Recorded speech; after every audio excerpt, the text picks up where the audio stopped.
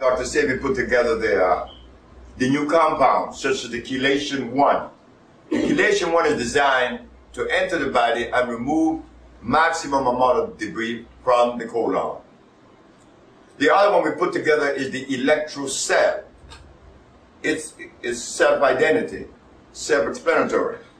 Electrocell, to electrify the body. Meaning that we have selected from the forest the plants that are highest in electrical impulses, put them together in a tablet form.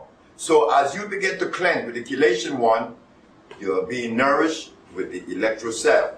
Simultaneously, we're going to give you another one, which is the E-card.